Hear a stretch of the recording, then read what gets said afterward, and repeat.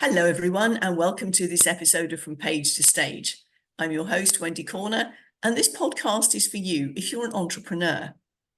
Yes, you heard me right. From page to stage equals entrepreneur, because you may have a business book out, you may have your solo book out, you may have an anthology book out, you may have a blog, any of or all of those, and also you're on socials, aren't you? So what's that if it's not published work? You are already an author. Next question is, what about the stage? When do you open your mouth and talk about your work? At a networking meeting? That's a stage. On a podcast? That's a stage. Virtual summits? And also traditional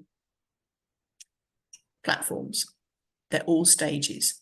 So you're in the right place. Welcome. Let's get you going from page to stage.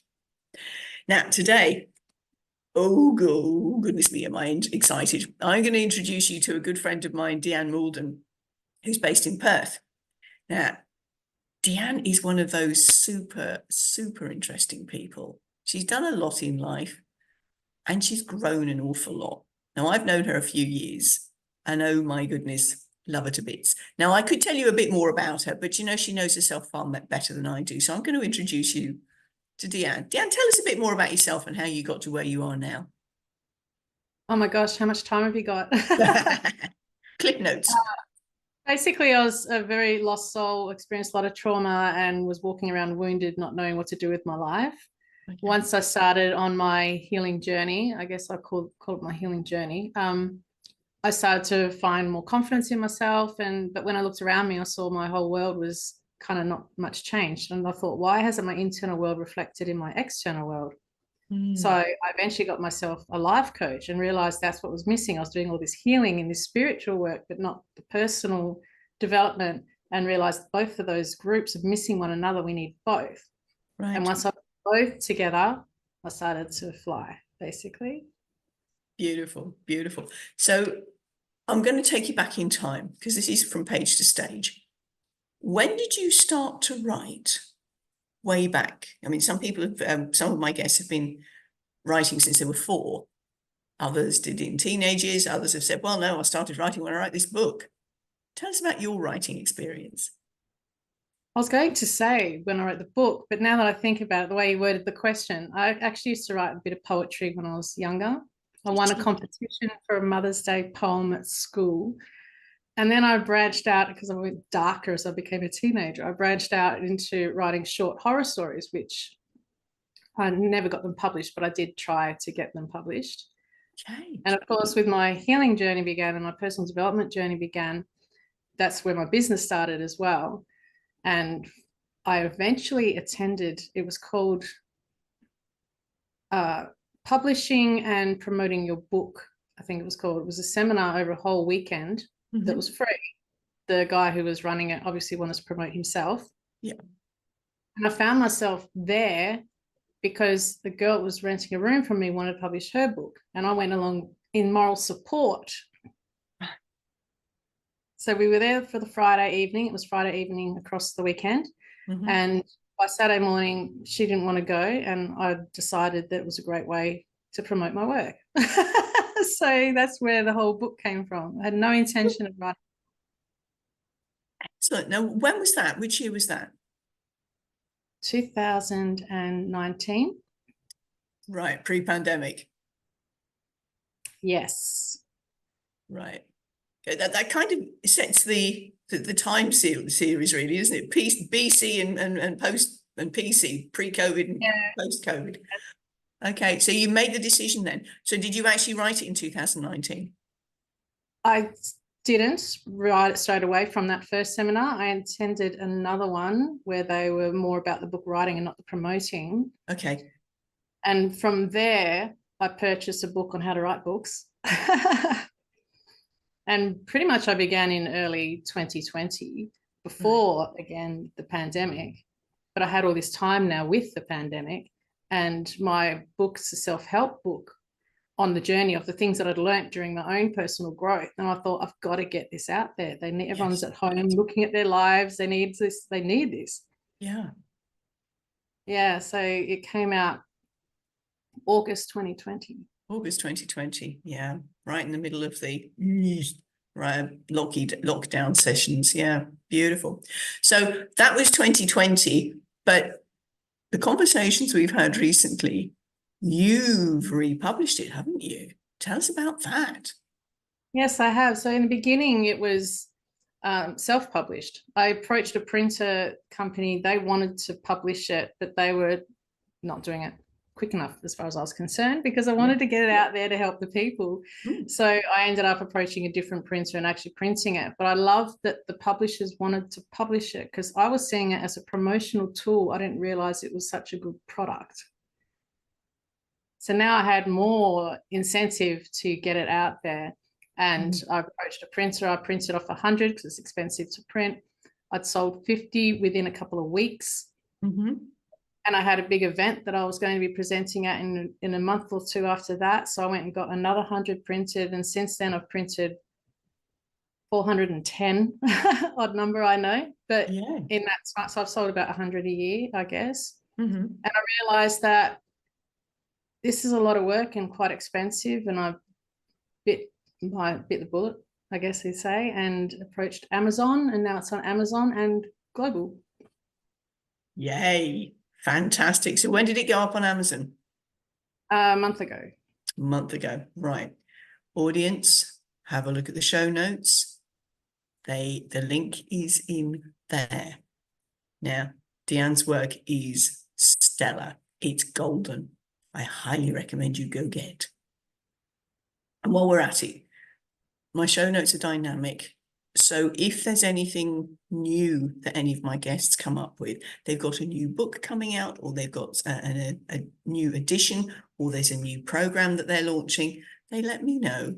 I go back in, I amend the show notes and do a quick social blast. You remember that fantastic conversation I had with Deanne? Well, go back and check it again. Listen all the way through, and look, show notes have changed. That's how we roll on from page to stage. Beautiful. So that was your writing history. Tell us about your speaking history. That's a completely different road because my business began with essential oils because I used them to manage my emotions. And it was at MLM, to be honest, network marketing. And they were running events once a month to educate people on how to use the oils. And my upline approached me and asked me if I'd speak about it. And I said, well, what am I going to talk about? And she said, talk about the emotions. And I said, well, that's what aromatherapy is. And I realized that what I wanted to do was talk about my actual story, how I came there to want to use the oils in the first place and how they impacted my life. So that's what I did. I was terrified. There was 50 people. It's the first time I've done public speaking in front of 50 people. I have no idea who they are. And people came up to me at the end thanking me for sharing my story. And from there, I thought, oh, my story is important. Yeah. So I decided to start doing my own kind of roadshow where I had 2 other people join me with whatever service they had to offer to people, because I wanted to help more people. And I know that not everyone's going to resonate with me. So I started a traveling show, and everywhere I went to country towns, and started in Perth, of course, and then went out to Northam and Bunbury and a few other places. And again, I realized what I was doing was quite powerful, because it was only my 2nd or 3rd one. And for those of you who know Anthony Grzelka, he agreed to speak at my event. And he's an Australian psychic medium, been on television and everything. So I thought, oh my gosh, I'm meant to be doing this then, you know. And I call those events Flourish, which became my business name in the end, was Flourish with Deanne. Love it, love it. So this was when, can you give us the chronology? Where does this fit in with the writing? It's like I say, it's a different path. It was in between. When I stopped doing the horror writing and started focusing on me, it was a different journey. I didn't write during that period of time. Okay. And that's where I started doing the speaking and things. So the first time was 2012, I want to say. Okay. Yeah. And so then speaking kind of came first, then backed up with the writing around your business in terms of that way around. Yes. Got it. Cool. And Yeah. Flourish is still continuing, isn't it? Tell us a Well, bit more about what you're is doing with it now.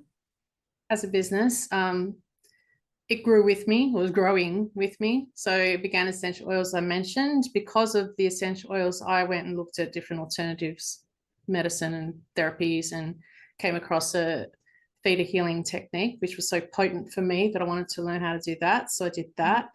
And from there, I learned a few other modalities like hypnotherapy and that kind of thing, because I realized that the subconscious beliefs is what creates everything in our lives.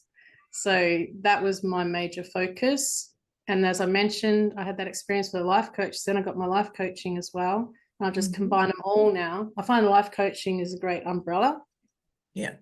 And from there, I can, because that's can be business, it can be personal life. And from there, I pull what is useful. And I still use the oils sometimes for my clients. So yeah, it's all there. Well, as you say, it's what resonates with the client, isn't it? And Yeah. with that overarching view of things, you got that toolkit that you can go, well, I think this would be good for you. What do you feel about this? How does this resonate with you? Yeah, beautiful, beautiful. Wow. So you republished last month. So that's what, August 2024. Correct. Yeah, got it. Okay. So August 2024. And tell us again the name of the book. Who am I now? Who am I The now? path to self-discovery. Oh, love it. And that sort of peering through the mist. Yeah, the art was actually a gorgeous friend of mine did it for me. And he had a few designs for me to choose from. And I asked my family what they thought, and most of them wanted that.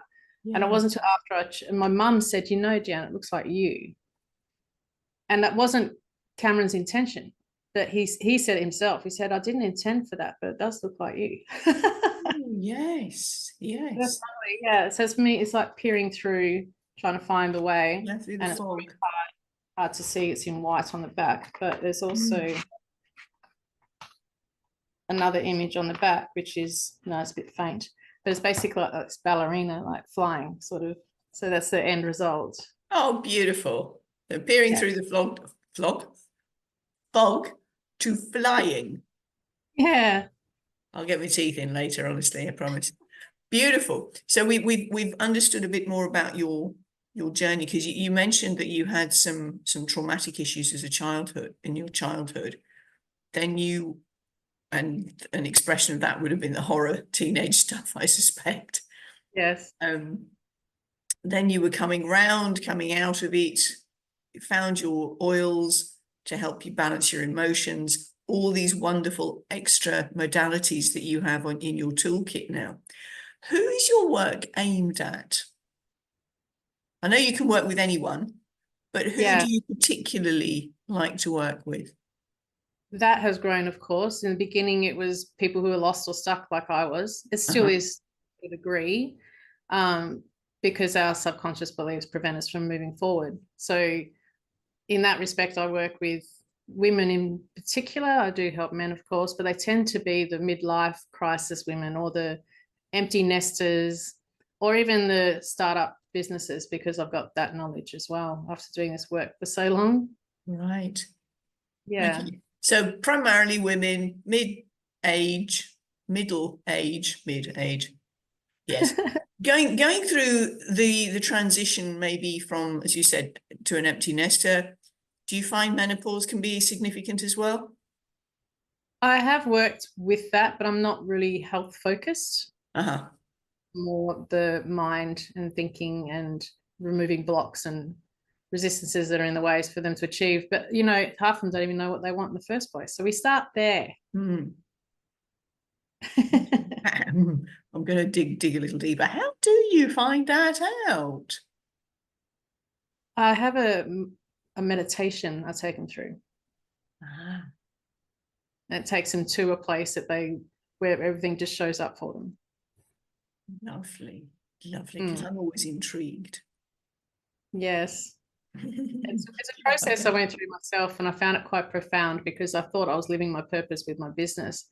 But what came up for me was, I want to have a retreat property. I want to have a self-sustainable retreat property. And I went, oh, I actually like that idea. But it hadn't come to my consciousness until I did that meditation. Okay. And you have your retreat property now.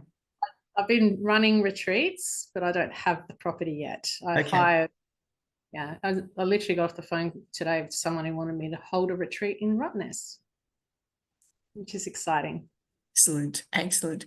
So you rock up to the venue, you provide the whole content. All of it. Beautiful. I organise the catering, and depending on the area, like I said, I go to country towns quite a bit. I use the people in the area. I should use a better word, but for supporting example, local businesses, love it. Yes. Yeah. And so, that way the attendees get more than just what I know. They get expertise from sound healers, and we've had drumming circles and different things like that to break up the workshops from what I do, which is quite a common theme. So they have the creative aspects and physical aspects as well. Beautiful. So that's obviously pretty much locally based in Western Australia. Yes. Do you work with international clients as well? I have online programs, and they're all over the place. Yeah. Right. Yeah. And is that in person? Is it Zoom calls with you, or is that a video self-paced type thing? I have both. I have self-paced, and I also have group coaching and one-to-one. Beautiful. Okay. So there you go, audience. Doesn't matter where in the world you are, you can connect and lap up the wonderful nuances of Deanne's work. Really is very powerful stuff. I've experienced a couple of her meditations. Great stuff. Okay, so we've looked at how you started your writing journey. We've looked at how you started your speaking journey. And then putting the two together, when your book came out, was there, I mean, obviously this was through pandemic times, was there much in the way of promotion that you could do? I was running workshops where and when I could, and I would always have the book on hand there. And that was something, that was a massive way I was moving the book, selling the book actually, was because I was saying, if you want more, and of course they're like, yes, and would take it. And the book itself is a self-help book, but at every chapter I've got activities or exercises to do, because I know when you read a book, you think, oh, that's great or whatever, and you put it down, and then you think you remember a couple of things, but you don't remember all. But by being active with it, you're actually making changes in your life, and it has a larger impact. And I've had people tell me a few times now that they go back to it over and over again, which is really, that's really special, isn't it? Because you know you're hitting the mark and it's useful. So they go, okay, I've got to this level. Now I'm sure I can find a bit more. Let's go back to it. And up you go to the next level. Yeah, beautiful. So what about now? You put it out last month. Obviously, we're talking about it today, so we're promoting it here. Are you on any other podcasts or virtual summits or anything to promote it? No, I did. I was on the Spiritual Growth Summit, which was a global summit, but that was more promoted by online programs, not the book itself. Yeah. Okay. Audience, note to self. You have a program coming out. You have a book coming out. Get yourself in the mindset of that's the date that I'm aiming for. Even if that date has to slip a little, reverse engineer. Who do I need to talk to promote this? Who do I need, if they're podcasts that I want to get onto? Who's my target audience? What podcast do they listen to? Because if you go for some of the big ones, and there is no reason that you shouldn't, they have a time lag. I interviewed for one podcast probably about 8 weeks ago, and it came out last week. So you've got to try and build in that time lag time. When I put out application forms for this podcast, there's always a question, do you have something coming up? Is there a time-sensitive date that you want to get this out? So I do my best to go, right, like the one that's going out tomorrow. The lady's book gets published today. So that's really exciting. So we talk about that. So note to self, audience, you've got something coming up. Have that date in mind. Don't leave it to the last minute. Don't leave it until it is actually published before you start thinking about how you're going to promote it. Plan the promotion. Seed through your socials. Seed through your newsletters. this is coming up, I'm all excited about it, etc., etc. Get people on board so that when you have the launch, whoa, and it doesn't finish there. After you've also published, like Deanne's doing with me now, get on more podcasts, tell them about the book, tell them about the program that you're running. It's all important that you must let people know. Promote, promote, promote. There you go. Quick interjection there. Beautiful. So we've got your speaking journey. We've got, sorry, your speaking journey. We've got your writing journey. You've put the two together in your wonderful retreats and your programs there. You're now getting onto more podcasts to advertise it. Your retreats, how many ladies, I'm thinking it's the ones I've seen advertised are ladies primarily, aren't they? Yeah. Yes. How many ladies do you have at a time? Up to 12. Mm-hmm. The venue has enough accommodation for 12. They're Right. usually 8, but the last one sold out. My first one sold out, but that was 2020 when we couldn't go anywhere. I shouldn't say but. They came to see me and work with me. Yeah. And I've now started a spiritual business women's retreat as well, where it's about refilling your cup, and then we get down to the nitty gritty of promoting ourselves and business growth and all those kinds of things, so that you've got that motivation and that incentive now to go into the world. And yeah. Do you ever do virtual retreats? I've done 1-day virtual retreats. Yes. I think that was during all the lockdowns and things, though. We were all had to pivot a little bit, didn't we? So We did. Yes. And then since then, I find people preferring in person. Yeah. Yeah. No, I'm just thinking about this podcast has an international audience. If people wanted to come and have the Deanne Flourish experience, if there was a possibility maybe down the track of offering a virtual one as well, because obviously you have to go to Perth on purpose. It's not generally en route for most people in Australia, unless they happen to be hopping over to Bali. But yes, so I'm just putting that out there. Bear in mind that you may have some interest for a virtual one. So pop that in your percolating. Yes. Now you got me thinking.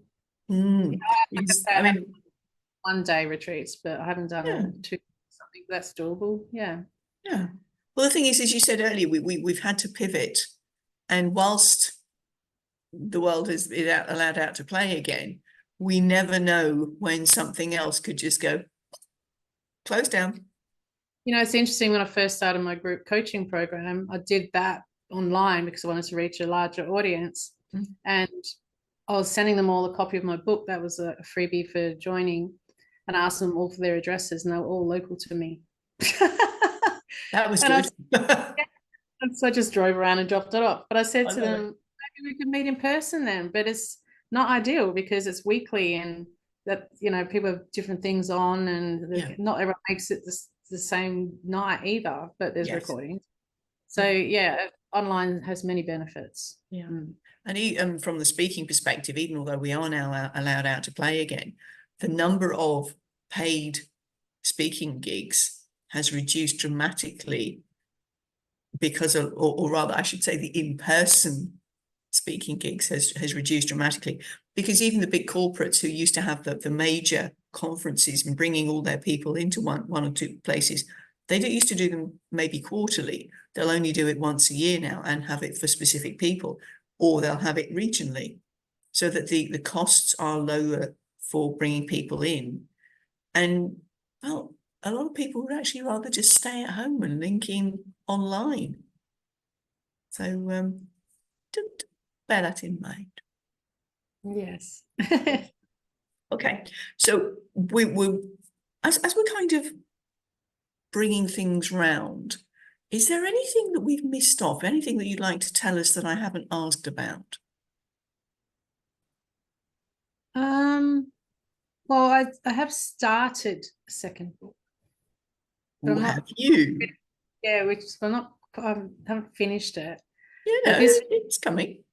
Yeah, I've got the outlay of it, and I've started writing the beginning of it.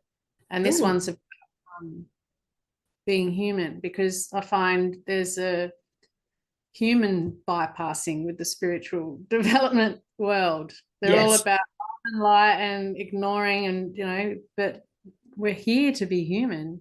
Yes. So I started writing on that particular subject. Love it. Love it. And do you have a projected date? Is it going to be this year, next year? It'll probably be next year now, Next year. because I've had other things happening, but Yeah. it's definitely going. And I'm called, can I say what it's called? I love being human. Because I find myself saying that quite often. And I don't know anyone else who says that. It's a bit What a unusual. fabulous title. As you say, Yeah. in the spiritual, how would you put it? Spiritual development world. As you say, there's so much emphasis on the ethereal stuff. There was a quote that I remember saying that they're so heavenly minded, they're no earthly good. And you think, well, yes, if you're constantly head in the spiritual world, you do lose track of what's going on in the physical world. And whilst we are spiritual beings having a human experience, we still got to have that human experience. Exactly right. Yeah. We're Totally. here to have to feel the pain and all the other things. That's part of the journey and part of the learning. So yes. Yeah. Yeah. It's those experiences that teach us. Yeah. Exactly right. And I know when I first learned theta healing, I was saying to him, I can help you, and rushing around, trying to help everyone. I've learned now, I've got to wait for them to come to me. But the other side of that too is some experiences we're meant to have. Yes. Yeah. I We was don't go listening to in everything. Yeah. I was listening to a conversation with a psychologist who's also a mother, and saying that you can't jump in and save them from everything. They've actually got to experience things for themselves. Otherwise, you're not being a good parent. Exactly. Much as it's hard to sit on the sidelines and watch your children suffer, you got to do it. Mm-hmm. Be there with them and for them. But what is that learning experience that they are going to miss out on if you jump in? That's a big one. In fact, my son even said to me at one point, he said, Mum, you did a good job. Go and help the people who need you. I'm fine. There's moments when he's not, but I'll think of that now. I'm like, all right, I'll let you go. I'll let you. Well, it comes on the other end as well, because little share here. I went back to the UK to see my parents when my father was pretty ill. And my father by this point was 93, 94, 93. And my mother was 85. And there was something that they needed to do, and I just sat back and let them get on with it. And they looked horrified at me. Well, aren't you going to help? I said, well, no, I'm not. Why not? I said, well, look, this time next week, I'm going to be on the other side of the world. You guys have a decision to make. Either you can do it on your own, in which case get on with it, or you need some help, in which case we've got a week to get you some support into the house. Which is it going to be? So many of us are afraid to ask for help though too. I know. Well, my father would not have done so unless I put him in that situation where he jolly well had to admit it. Yes, men in particular, yeah. But I've been quite masculine in my need for independence or forced independence. So, but I did see, I think it was a meme or it was a story shared, where this woman was struggling carrying a few bags of shopping to her car, and the guy said, do you want some help with that? And she said, oh no, I've got it. And he said, I can see you've got it, but would you like some help with that? And I thought, oh, that sends a good message. That was so well framed. Oh, I've gone goosey at the thought of that one. Yes. I mean, yes, yesterday. Where are we? It's Wednesday. Monday. I'm traveling through London on the underground. Now, most of the underground lines have some form of escalator or lift. Not the Northern Line. The Northern Line has stairs at certain places. Now, audience, you may or may not know that I'm living life with 20 kilos. My case, ways. Actually, it's slightly over at the moment because Singapore Airways have given me 25. Shh. It will reduce to 20 again. But I've got this massive, great bag, and humping that upstairs is actually quite a trial when you've also got a backpack as well. And I have been so blessed by a few people who've said, do you want a hand with that? That's what they've said. Do you want a hand with that? And because there was a handle at the other end, I went, oh yeah, would you mind grabbing hold of that handle and we'll piggyback it up together? So it is important, as you say, to either ask for help or accept it when it's offered. It's not an affront to your capabilities. Exactly. Yeah. Back to those things we're telling ourselves again, isn't it? Right. So much going on and we're not conscious of it, so it's mostly in our subconscious. Yes. Yeah. And that's the work that you do. You bring the subconscious up to the conscious, don't you? Yeah, which can even heal physical injuries, because we're creating that. How best describe it is our consciousness has these thoughts that go round and round and round our head, and it ends up creating a belief in our subconscious. And if we don't do something about that, it shows up in our body. Well, every cell in our body is aware of the vibration of it, because that's how the cells communicate with each other. Oh, we can get really technical on this one, can't we? We can go down a wonderful little rabbit hole. Maybe that's a conversation for another day. Okay. Audience, if you'd like to know more about this, do pop it on the show notes. Comment that you'd like a conversation about the vibration that your thoughts emanate and your body cells listen to, because that's one that I'm sure Deanne and I would love to talk about. We both would, yes. Yes, beautiful. Okay. You've mentioned that we've got a little present, a little gift for our audience, haven't we? Deanne has very kindly offered an app. I'll let her explain a bit more about it. Another interesting part of my journey, because I found that with programs online and that kind of thing, people sometimes have trouble accessing it or working their way around websites. And I've used Facebook groups, but then people get stuck procrastinating on Facebook. So I have an app now, which is where I run my group coaching program. There's a free version in there called the Daily Success Planner. And what it has is a meditation audio, which I mentioned before about understanding what it is you want. There's a version of that there. Oh, wonderful. And then there's a self-discovery kickstart, which is a PDF with 5 points to journal on, and it has self-reflection, so you can see how far you've come, that kind of thing. But the main part of it is the morning routine, what I myself do every morning to achieve success. Lovely. Wow, that's very generous of you. Thank you. Audience, that link is in the show notes. Go and check it out. I said this woman is full of wonderful, wonderful wisdom. Yeah. Deanne, thank you so much. Oh, no, I've forgotten something. How do you embody your words when you take them from page to stage? By being my authentic self, because it's my own life experience I'm speaking from. And I think it's important to be down to earth and relatable so people believe they can do it themselves. Yes. Yeah. Love I feel very strongly about empowering people, because if you use things external to us, that can be taken away. True. So I like COVID. Wasn't that a wonderful example? Yes. Yes.